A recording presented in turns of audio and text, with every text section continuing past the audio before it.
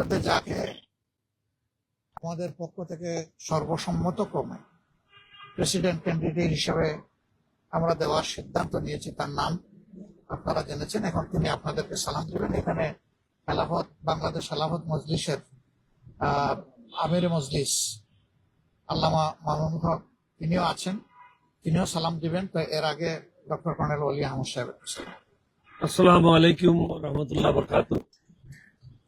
সম্মানিত বিরোধী দলীয় নেতা, 11 দলীয় ঐক্য জোটের সম্মানিত নেতৃবৃন্দ, বিশেষ করে এনসিপির সভাপতি এবং বিরোধী দলীয় চিফ হুইপ, তিনি আপনাদের সম্মুখে কথা বলেছেন। আমি 11 দলের সকলের প্রতি কৃতজ্ঞ, বাংলাদেশের জনগণের প্রতি কৃতজ্ঞ। সবাই মনে করেছে আমি একজন মুক্তিযোদ্ধা হিসাবে এবং পরীক্ষিত একজন লোক, যার বিরুদ্ধে দুর্নীতির কোনো অভিযোগ নাই, শিক্ষাগত যোগ্যতার কোনো অভিযোগ নাই, সুন্দরভাবে জীবনযাপন করেছে বিদায় সবাই সর্বসম্মতিক্রমে আমার নাম প্রস্তাব করেছে। আমি সমগ্র জাতির কাছে কৃতজ্ঞ, 11 দলীয় ঐক্য জোটের সকলের কাছে কৃতজ্ঞ, আমাদের সকল নেতাকর্মীদের কাছে কৃতজ্ঞ। আপনাদের মাধ্যমে আমরা জাতিকে বলতে চাই, আমরা আমাদের জায়গা থেকে এই জাতির সাথে কখনো বেইমানি করব না ইনশাআল্লাহ। মানুষের জন্য যেটা ভালো, আমরা হারবো বা জিতবো এটা প্রশ্ন না। প্রশ্নটা হচ্ছে আমরা জনগণের পাশে সবসময় তাদের স্বার্থ রক্ষার জন্য দাঁড়াবো। আজকেও সেটাই মন মানসিকতা নিয়ে আমরা সবাই একসাথে হয়েছি এবং সর্বসম্মতিক্রমে ওনারা আমার নাম প্রস্তাব করেছে। সমগ্র জাতিকে ধন্যবাদ জানাই।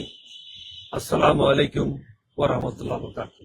জিয়া শাইখুল হাদিস আল্লামা মামুনুল হক মজলিসে আমির মজলিস বাংলাদেশ খেলাফত মজলিস এখন আপনাদেরকে সালাম দেবেন, শুভেচ্ছা বিনিময় করবেন।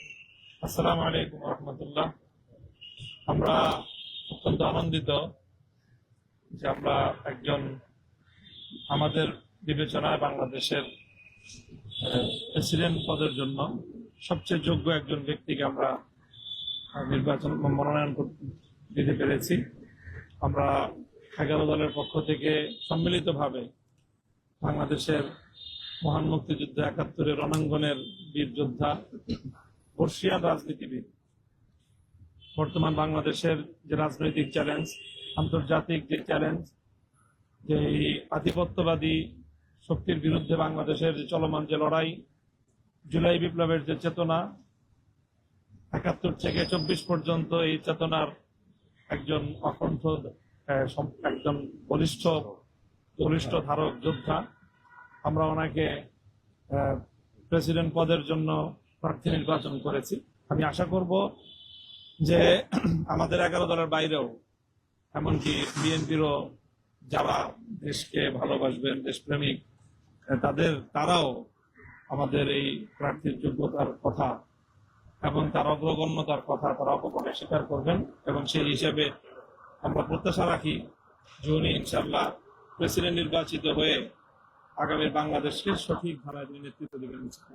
আপনাদের সকলের কাছ থেকে আমরা সেই সহযোগিতা এবং ধন্যবাদ। আপনারা সকলের বক্তব্য ধৈর্য ধরে শুনেছেন। আমরা দেশের কল্যাণের জন্য আমাদের বিবেচনায় সর্বোত্তম ব্যক্তিটাকে আমরা এই দেশের প্রেসিডেন্ট পদে মনোনয়ন দিয়েছি। আপনারা দোয়া করবেন আমাদের প্রত্যেকটি কাজ যেন জাতির জন্য হয়, জাতির কল্যাণের জন্য হয়। আমরা এই ব্যাপারে ইনশাল্লাহ কোনো আপোষ করব না। আমরা সকলের সহযোগিতা চাই। সবাইকে ধন্যবাদ। আসসালামু আলাইকুম ওয়া রাহমাতুল্লাহ। আপনার সামনে একটু আচ্ছা, মাশাআল্লাহ।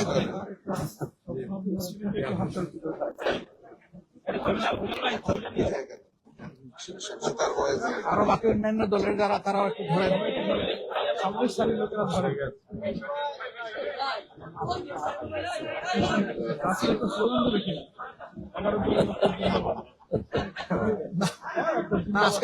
আজকে স্লোগান দিয়ে ধরো, তুমি আমাদেরকে ধরো। হ্যাঁ, আজকে এটা থাকুক। young people will have to always catch thank you all so this. Much. আসসালামু আলাইকুম ওয়া রাহমাতুল্লাহ। থ্যাংক ইউ থ্যাংক ইউ সবাই একটু ভিতরে চলে আসুন। একটু ভিতরে চলে আসুন। Thank you